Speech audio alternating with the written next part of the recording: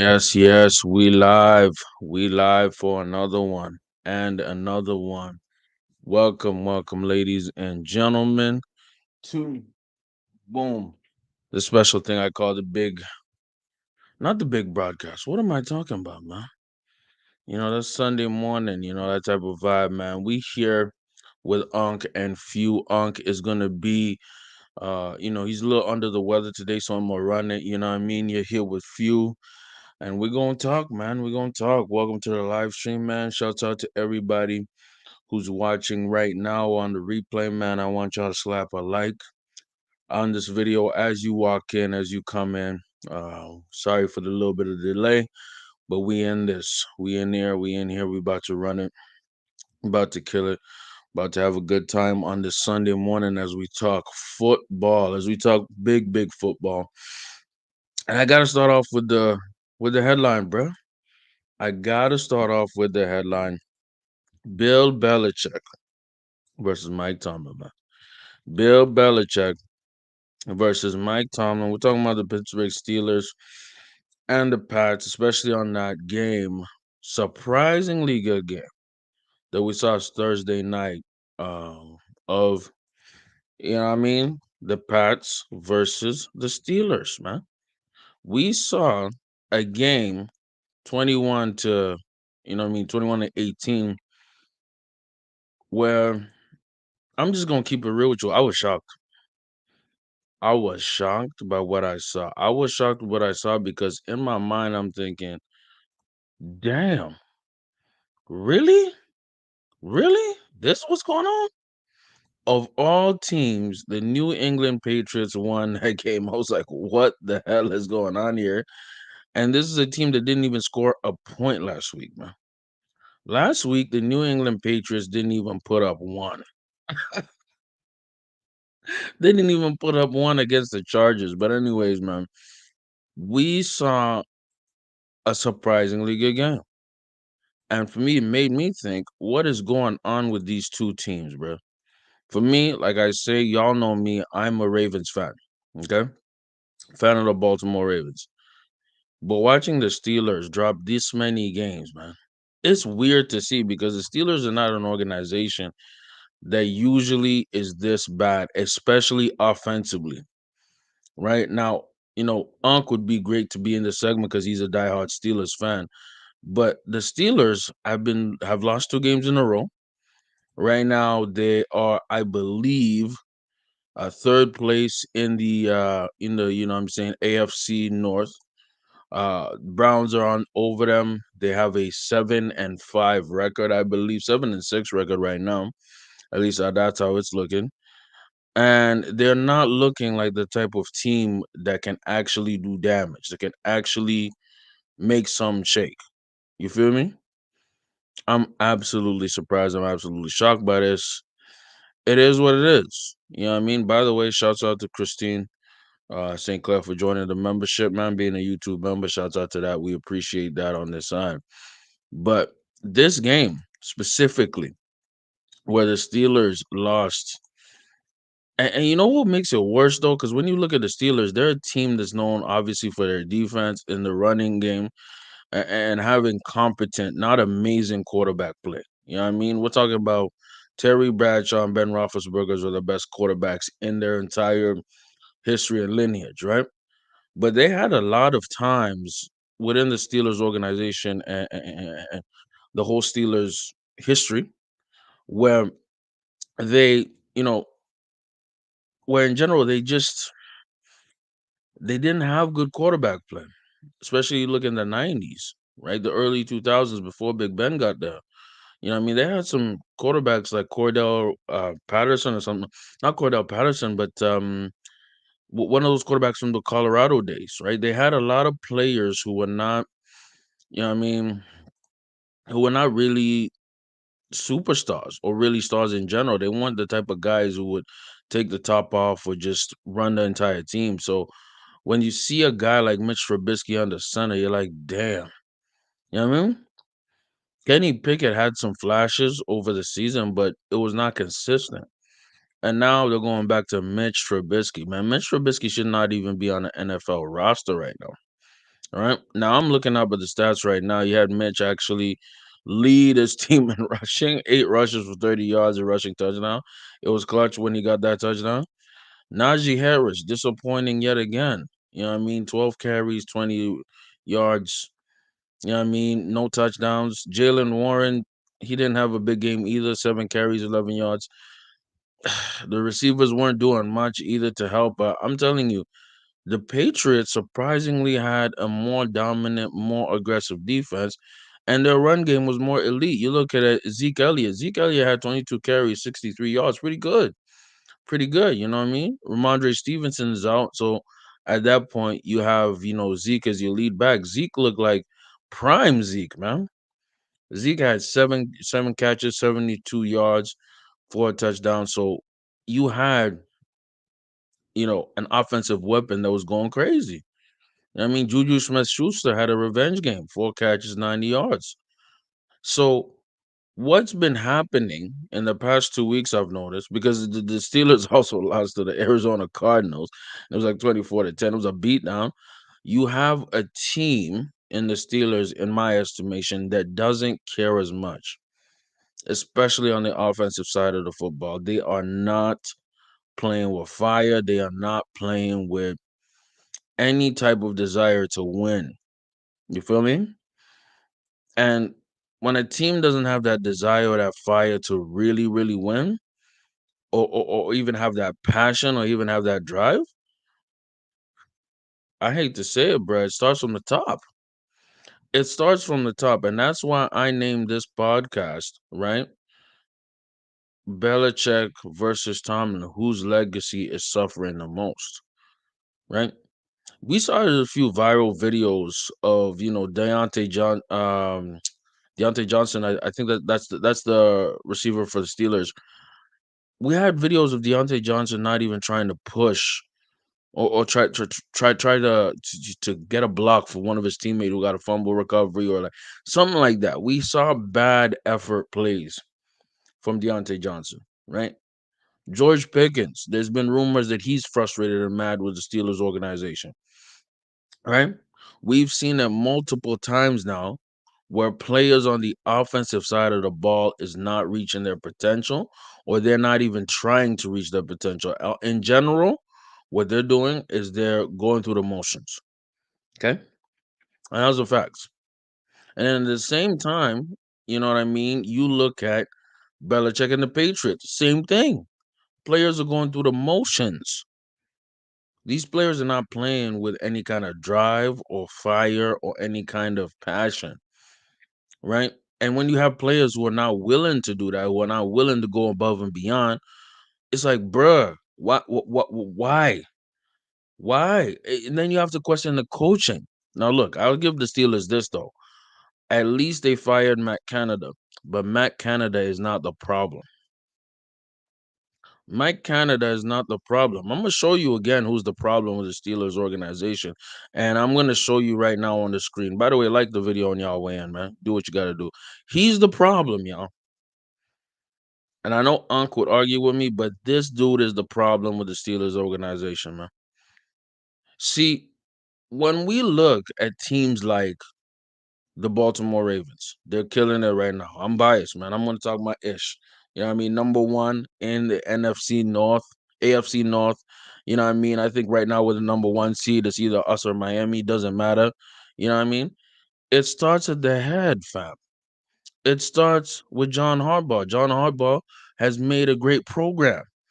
John Harbaugh doubles down on what we do best. Run the football, create turnovers, and keep the score low on the ops, low turnovers. You look at the Detroit Lions, you have to give that to Dan Campbell. You know what I mean? You look at, the Denver Broncos, you have to give that, to Sean Payton. It starts from the head, it starts from the top. And I think what happened, specifically with the Steelers this season, is that Mike Tomlin has not made the best executive decisions in who he has on his offensive staff. Let's start off with the staff, keeping Matt Canada for so long. And let's go second with the players, the personnel decisions. Let me tell you something, man. Coaches are not on the field. Coaches are the strategists who make players on the field or put them in position to succeed, right? If I'm a coach, I can't make my player catch the football. If I'm a coach, I can't make my player run for that first down. If I'm a coach, I can't go out there and throw 50 yards down the field. I'm a 50-year-old man. What I can do is put my players in position, like the video on y'all way in, man. Thank you for tuning in on the Sunday morning, man. Unc is a bit under the weather, man. We got our prayers up for Unc, man. Shouts out to Unc. You here with the nephew, man. I'm giving y'all the spice. Okay. You as a coach, what you can do is you can put players in position. And for me, I'm gonna say something that's gonna sound really, really bad. And this might even be a hot take. I think that Mike Tomlin needs to leave the Steelers. Hot take right there. Ain't no alcohol or rum or any ingredients in this other than H2O water. I swear to God. I'm not drunk. I'm not off anything. I'm just telling y'all the real. Mike T, he needs to make an executive decision to leave the Steelers organization. Why do I say that? Why do I say that? Because this team is in free fall. It's in free fall. Same way people were talking about Bill Belichick has to leave, the Patriots. I think my team needs to leave the Steelers. And I'll tell you why. Every team has a window, right? And most football teams, their window is like 2 to 3 years, 2 to 3 seasons to get a championship. It's super rare that you have a Steeler, not a Steeler, like a Steelers dynasty in the 80s. You know what I mean? It's very rare you have a Cowboys dynasty in the 90s, late 2000s, late 1990s, my bad. You have the Denver Broncos. You know what I mean? Even San Francisco 49ers in the 80s. I mean, it's very rare to have a dominant era, right? So when that window closes, which I think it did when Ben Roethlisberger retired, it's in rebuild mode, and some teams rebuild for 10 seasons, or the Detroit Lions, you damn near rebuild for 40 seasons. But I don't want Mike Tomlin to be there for the Steelers rebuild because they're rebuilding, man. I would prefer that Mike Tomlin gets one of these Sean Payton type of things where he leaves the Steelers for a year and then recalibrates and sizes him up for another job. I could see Mike Tomlin killing it with the Washington Commanders. I could see Mike T killing it with the Chargers. I could see Mike T killing it with a lot of teams, man. You know, there's going to be teams knocking on his door. And this is part of being a leader. When you're a leader, you know when to pull the plug. You know what I mean? Of course, Bill Belichick is going to leave the Patriots, I believe, this season at the end of the season.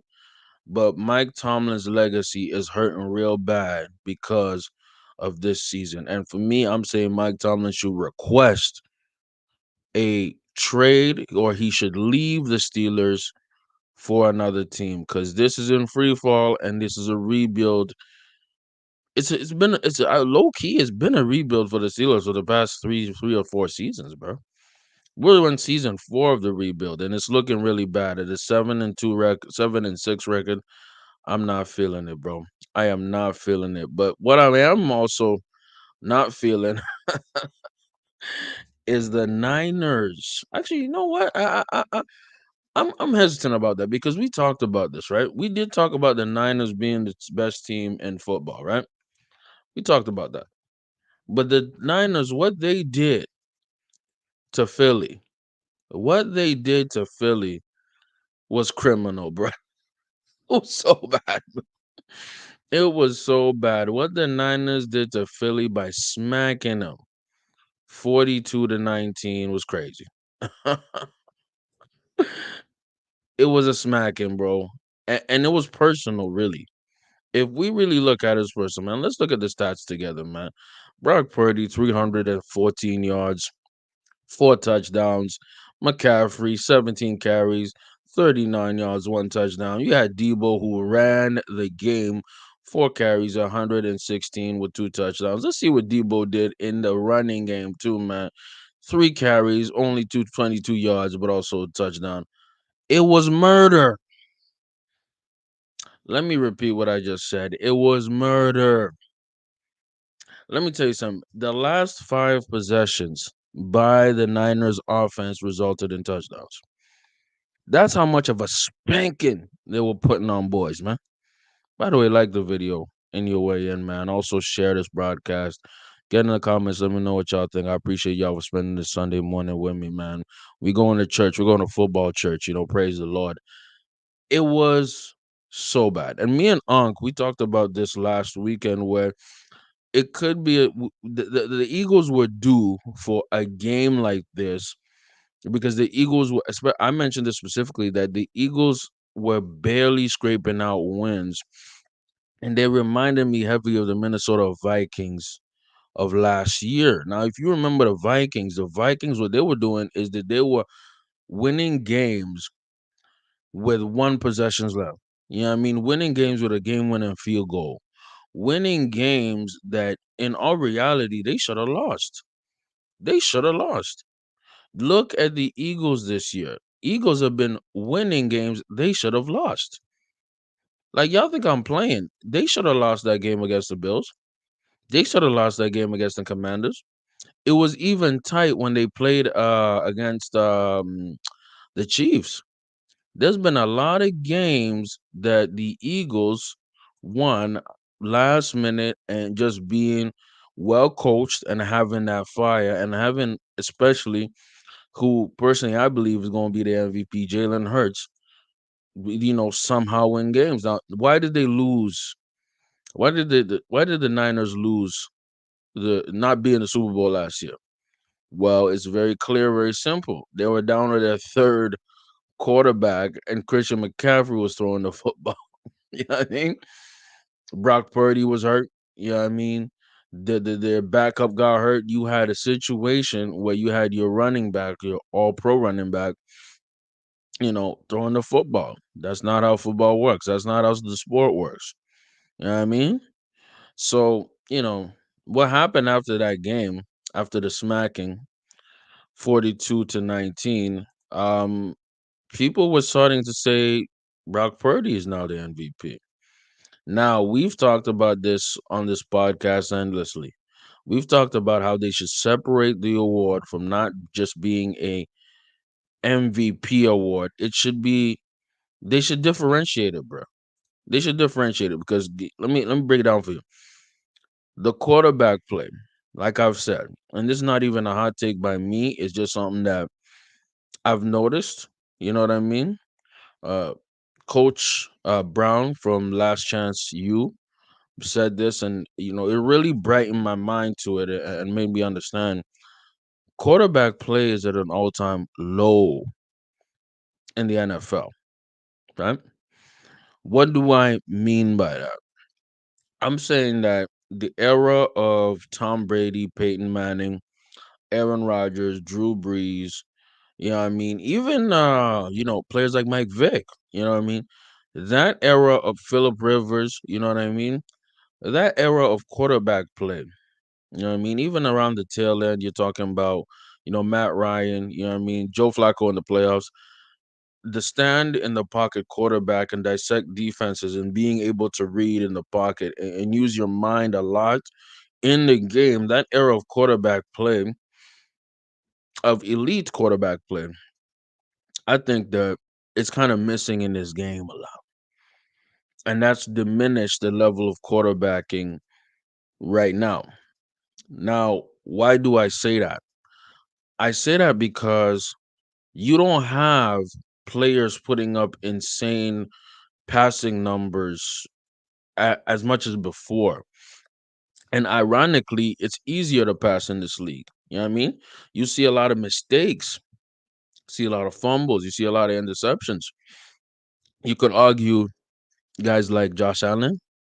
You could argue guys like, Justin Herbert. You can argue guys like Joe Burrow, who are more so the old school stand in the pocket type quarterbacks. But at the same time, so many turnovers, so many interceptions, so many mistakes, so many questionable situational football decisions. And the argument at least from Jason Brown. You know what I mean? Which I like listening to his podcast. His takes, he gives a lot of great football takes. I like is that teams are now because the league now is a 7-on-7 type of format. What is a 7-on-7 type of format?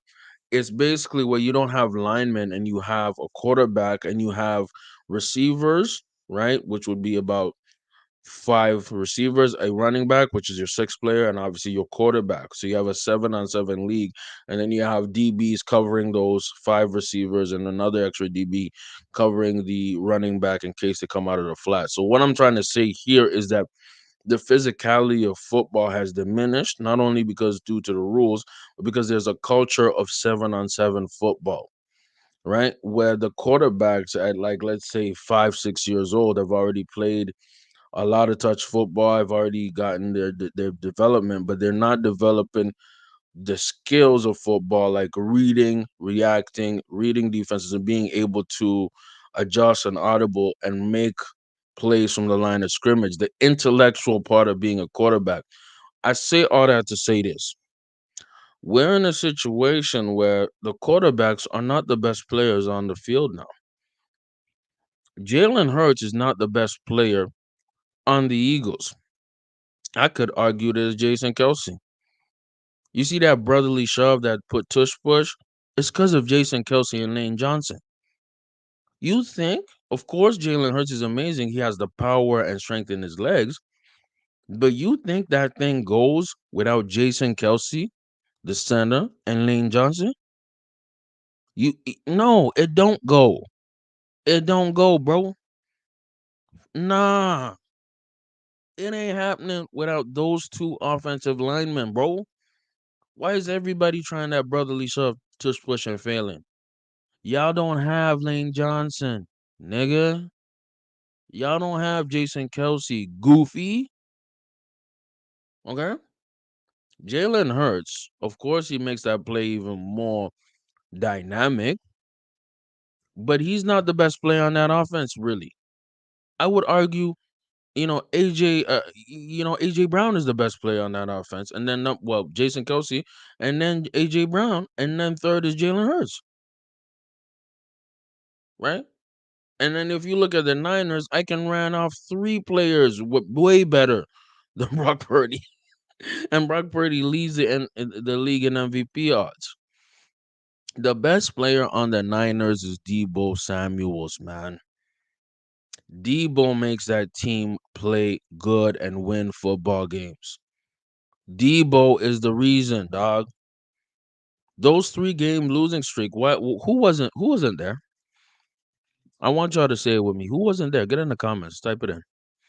Who wasn't there when the Niners were losing 3 games in a row?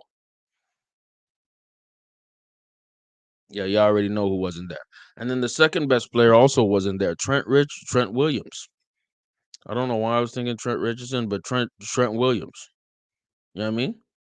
The second best player wasn't there during those 3-game losing streaks. Trent Williams is the second best player on that team. The third best player is actually Christian McCaffrey. And then I thought I was gonna say Brock Purdy is the third best player. No, Brock Purdy is the fourth best player on that team, and you can even make an argument that he might be fifth after Kittle because Kittle helps in the run game extensively. So we're in a situation, like I said back with my quarterback take, that we're looking at bad quarterback play. Even Tom Brady kind of slipped that out on a Stephen A. Smith show. He's seeing bad football, right? Tom Brady ironically abused the rules, was able to finesse it in order for him to win. But as a side comment, we are seeing teams that are winning games and dominating not because of the quarterback directly. We're seeing teams winning and dominating because the quarterback is part of the success, not leading the success. Do you understand what I'm saying here? What I'm saying is the quarterbacks on the best teams are not the best players on the team.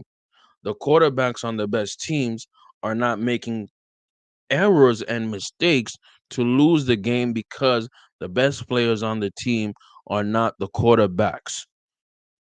Do y'all get what I'm saying? The only team that you can argue that the quarterback is clear and above the best player and they're winning because of him is the Dallas Cowboys. That's it. That's it. If you were to say a top five team and their quarterback is 100% the reason why they're winning football games, literally every single week, Dak Prescott is the only one. That's going to cheese some people. It's going to annoy some people, but it's the facts. And if we were to pick a quarterback to win the award right now, I think I would go with Dak Prescott. And I say this as a Baltimore Ravens fan. I'm just keeping it real. I'm just keeping it a stack billions. And we going on the hot takes today, man. This is nephew speaking, man. This is the solo live stream, man. This is nephew speaking, bro. Like you look at the Eagles, no, Jalen Hurts is not the best player on that team. You look at the Niners, no, Brock Purdy's not the best player on that team. You look at my Baltimore Ravens, I love Lamar. I love Lamar. Lamar on like just a general Madden scale rating, he is the best player on that team. The most important player on that team this season on my Ravens this season is Roquan Smith. Roquan Smith, our middle linebacker, is playing amazing football and he's stopping everything. Our defense is the best unit on our team, and they're playing amazing. Right? People don't want to talk about that.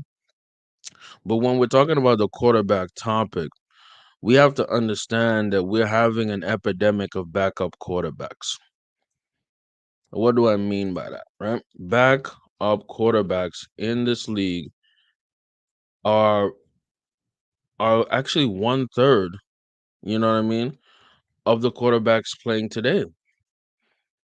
So let me read you, what's happening right now. We have a ton of backup quarterbacks this season, right? That it's getting weird. It's getting really, really weird. Okay, so let's see what happened. We have the Cleveland Browns, Joe Flacco. Literally, they took him from the couch.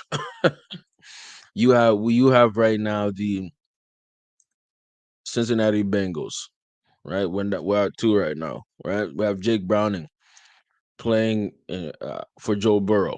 Even though I'm not a Bengals guy, I don't rock with the Bengals. That team is better when Joe Burrow's under center, man. And football is more fun when he's under center.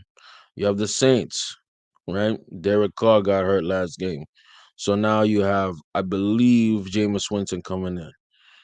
You have the Steelers, like we just talked about. Pickett is out. Kenny Pickett is out.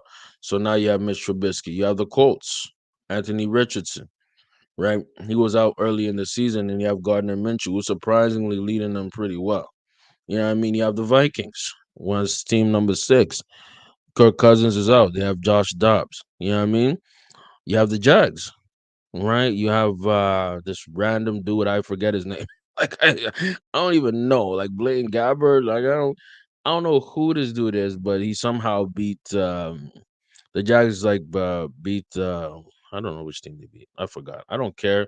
And it is what it is. Trevor Lawrence is out. They have a backup. Somehow he won again. You have uh, uh what team am I thinking of right now? There's definitely another team that doesn't have the quarterback. Oh my God, the New York Giants. We're on 8.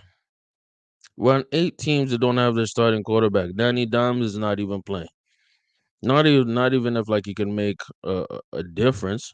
There's definitely another team that I'm missing that's missing a quarterback. It is what it is. There are essentially 9 teams out here that have a ton of backup quarterbacks heading into week 14, bro.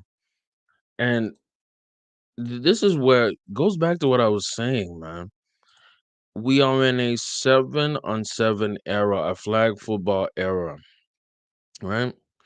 And this flag football era, right, has made the game less physical. Players are having less practices, like full on padded practices.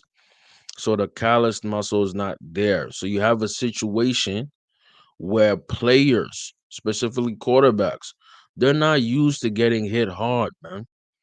They're not used to getting that 1990s, 1980s type of, you know, physicality. By the way, the Jags quarterback is called CJ Beathard. How would y'all think I would remember a name like CJ Beathard, dog? I'm pretty sure his own mother doesn't remember his name. CJ Beathard, that's a terrible name. That's a terrible name. You should have a name like mine. It's Big Stepper, man. Or Big Baby J. Let's go. But you have an era that is a bit more softer, right? You have an era that's softer, and it's not really helping. The rules in the modern NFL are not helping these quarterbacks. Actually, it's making them worse, it's making them regress, right? So you see, where in week 14, 9 quarterbacks are down, fam. 9 quarterbacks are down. 9 starting quarterbacks. These backup quarterbacks are the ones who are leading teams right now. And the crazy part, you have a guy like Gardner Minshew, who I personally think he is a starter, but he's playing the backup role and he has a quote 7-5. You know what I mean? You have individuals like Bailey Zappi who played the best quarterbacking the Pats have seen. You know what I mean? This entire season. You know what I mean? Led some scoring drives. So what I'm trying to tell y'all is this: we're in a situation here, right? Where quarterback play is really, really, really, really suspect, really bad. And these quarterbacks, it's no coincidence that they're getting injured. It's no coincidence. It's no coincidence that if you even breathe on a quarterback, you're getting a penalty, and you get a penalty. And do you think this is helping quarterback play? No, it's not helping these quarterbacks. These quarterbacks getting hurt every 5 seconds.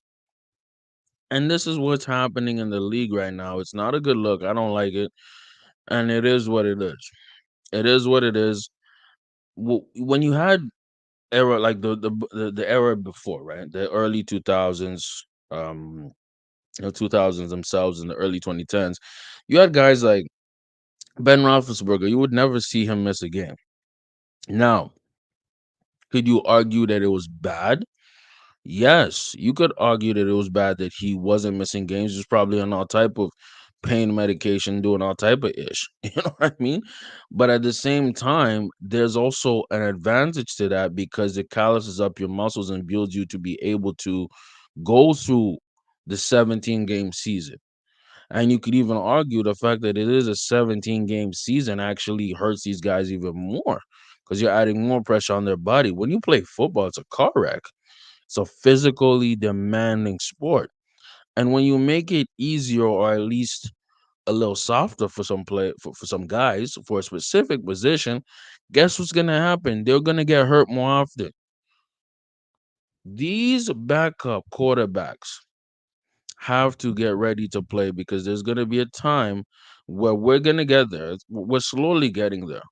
Where I think half of the league will have backup quarterbacks playing in a week of football. We're at 9. I read it off 8 teams just off the top of my head, and I know I'm missing one. I think maybe the last one I missed was Bailey Zappi because allegedly he's considered the quarterback. Mac Jones is allegedly considered the starter. Whatever it is, we're in a we're in a situation right now where I could see next season. Mark my words right now. I can see us going into like week 13, 14, 15, maybe even 16 where there will be 15 backup quarterbacks playing on the center. I'm calling it now. The NFL has 32 teams, right?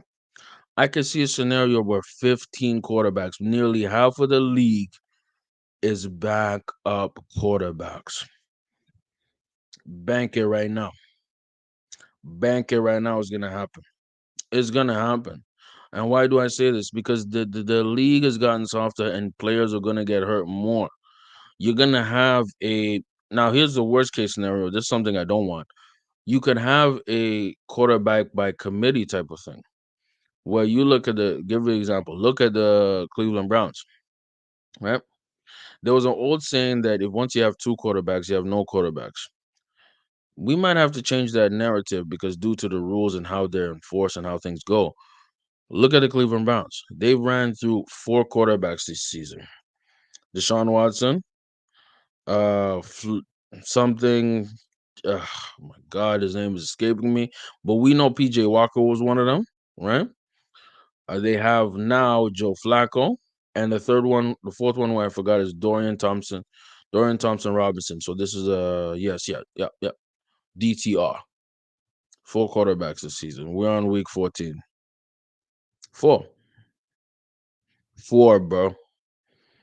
They're 7-5 right now, and this is a team that is actually a very good team. The Cleveland Browns is a fantastic team, but they've had four quarterbacks. It ain't good, bro. It ain't good, dog. And I'm seeing the trend in football lead into this. Not only bad football quality, but the rules that are so in favor of the quarterbacks that ironically they put the quarterbacks in danger. You feel me? They put quarterbacks in a situation where they're playing not the same game. These quarterbacks are playing touch football. I'm not the first one to say this, neither will I be the last, but I know who's playing real good quarterback football. We're talking about Jordan Love. Jordan Love. Can you feel the love tonight? Tonight. Shout out Phil Collins, man. Me, I can't really sing like that, but I know somebody who can sling a football. It's Jordan Love, man. Let's go look at some of his stats, man. Let's look at bruh what he's been doing in these past few games. By the way, as y'all know, uh the Packers they defeated the Chiefs 27-14 right here. Let's look at the stat line, bruh. We had 25 completions on 36 attempts, 267 yards, three touchdowns. And this is what I like to see the most. No turnovers, bro. No turnovers. No turnovers. And that's how they won the game. The Packers won the game. And then you look at it, what he did to the Lions on Thanksgiving, 29-22. You know what I mean? 32 pass attempts, 22 completions, 260 some yards, and three touchdowns. Another three TDs. You know what I mean? He did it on the Chargers as well. 3-game winning streak now, 23-20. You know what I mean? 40 attempts, 27 completions. Kind of low, but 322 yards, two of them things, no interceptions, no picks. Jordan Love is having a fantastic 3 weeks of football. He's on fire. He's on fire.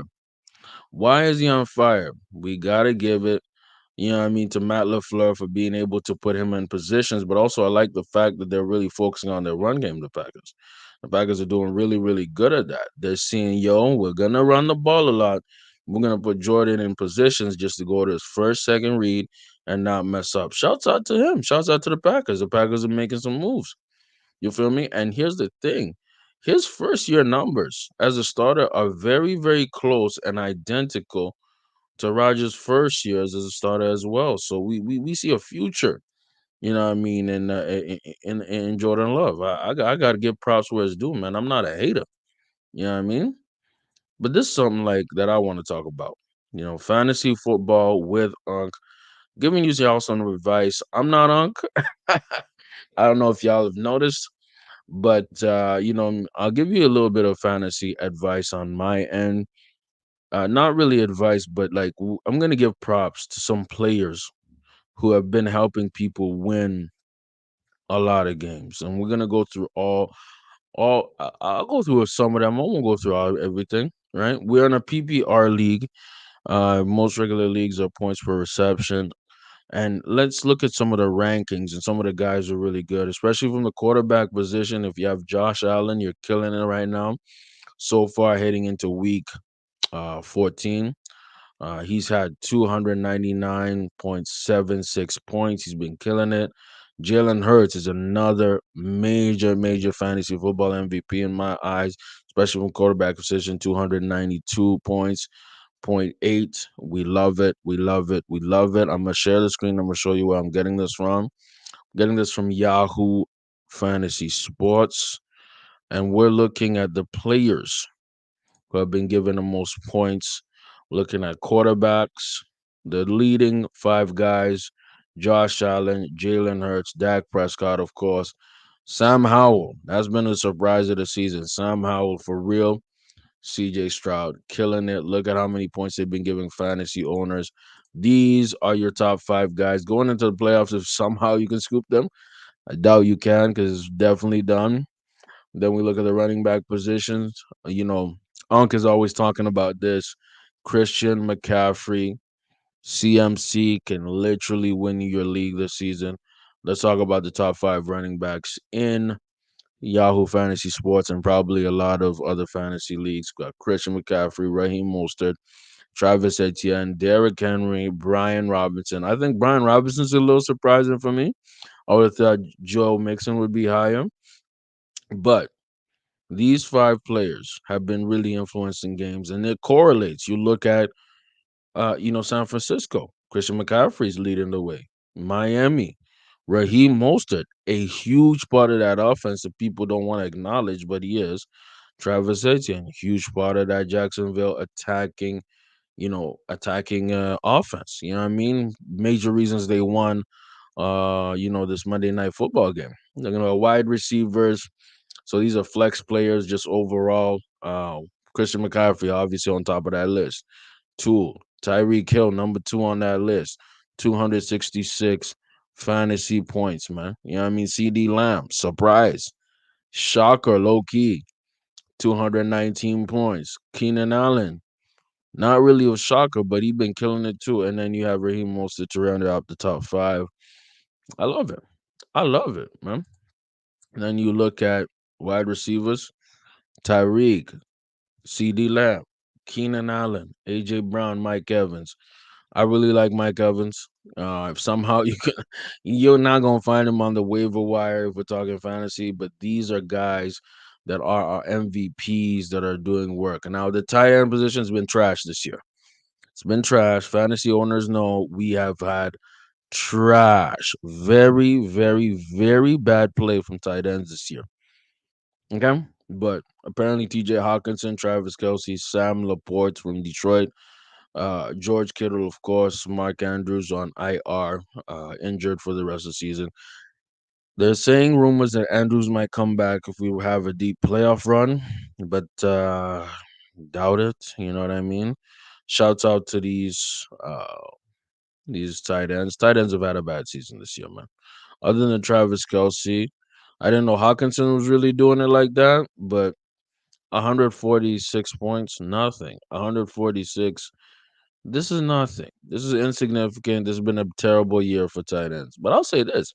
I think it's been a pretty good year for defenses, especially a defense like Dallas, great, Baltimore, Indy, Pittsburgh, except for that game on Thursday night.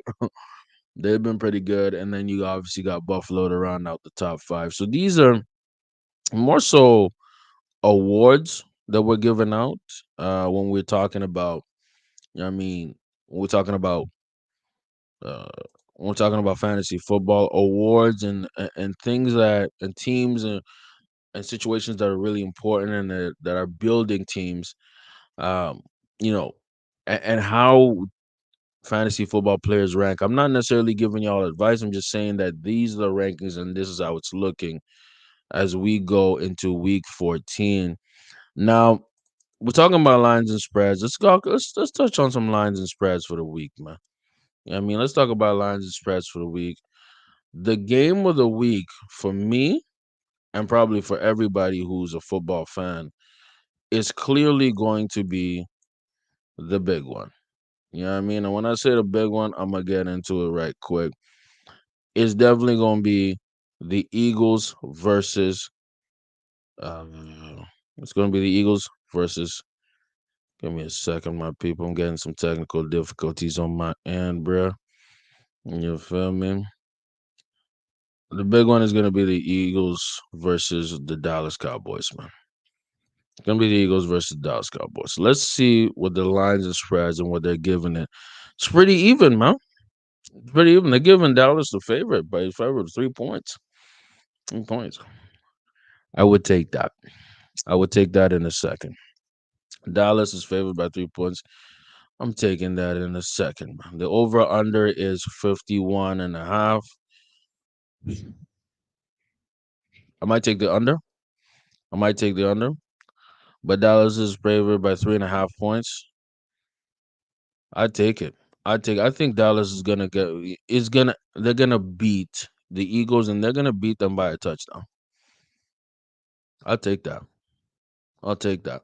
Why is that? Why do I say that? The Dallas Cowboys are on a 13 game home winning streak. I'm on a 13 game home winning streak. They're going to beat almost everybody that comes in their place.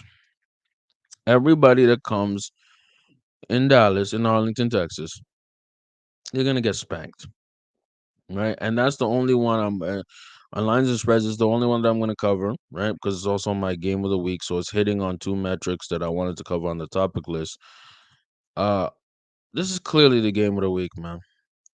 I think that they're gonna cover the spread. I think the Dallas Cowboys are gonna beat them by a touchdown, and I think that we're looking at a team and specifically a quarterback, Dak Prescott, who is playing amazing football. And often, the majority of the time, we know who Dak Prescott is. Dak Prescott is a regular season quarterback, man. Dak Prescott is thrown for 3,236 yards, 26 touchdowns, only six picks, 70% completion percentage. He is playing amazing football. He's the best quarterback in the league right now.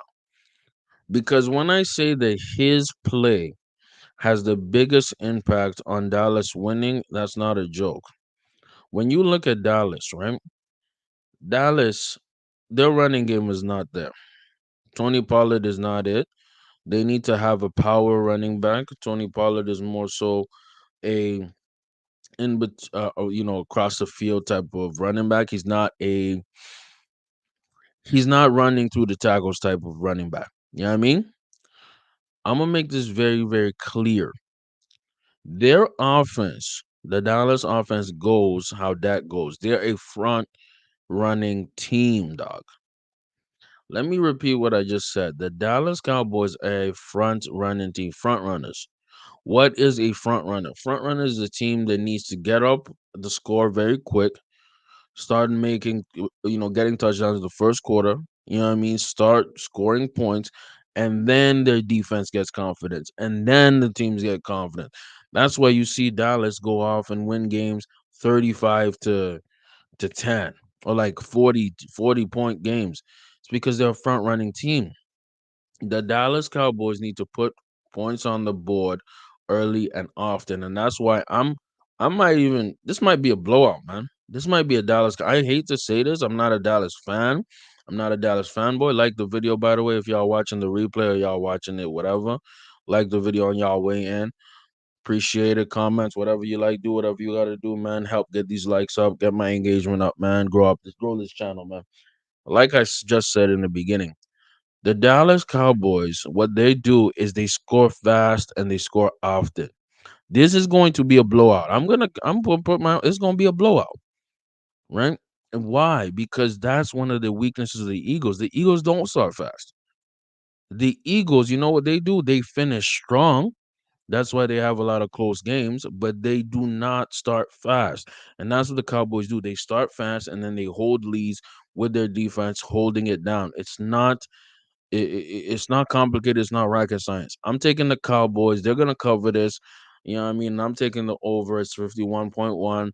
I'm gonna take the over because I expect the Cowboys to get on some whooping.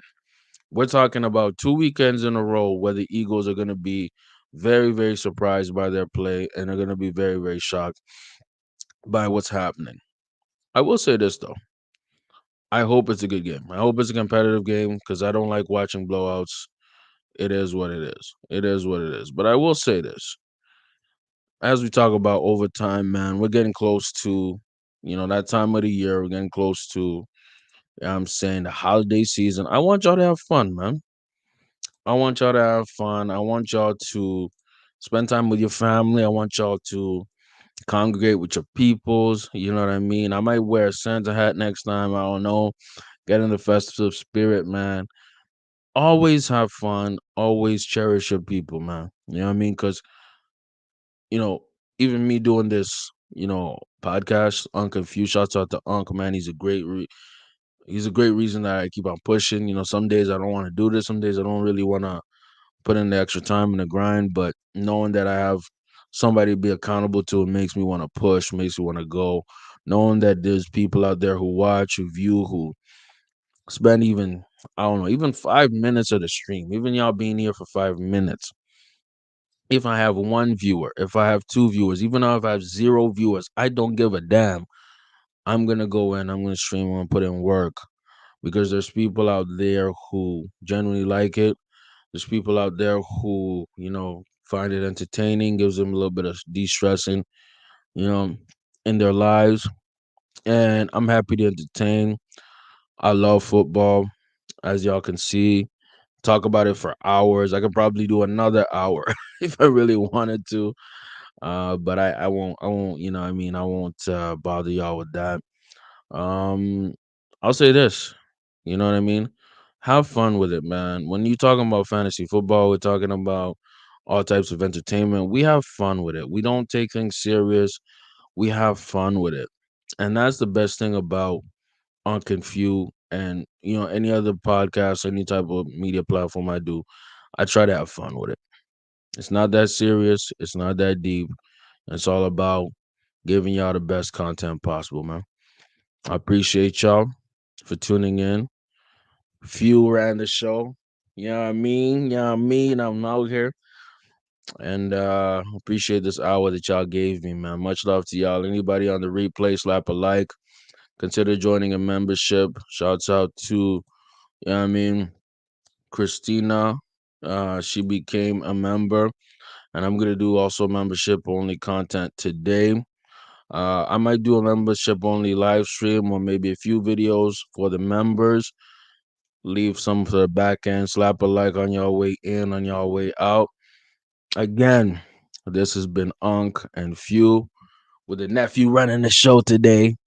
I appreciate y'all time, man. Much love, pieces, and y'all have a blessed Sunday. Never forget, I got love for you. I got appreciation for everybody who even spends a minute of their day watching me and this broadcast as we grow and we keep on growing, growing, growing. You feel me? Let's go, man. And I'm out. Much love, deuces. Peace.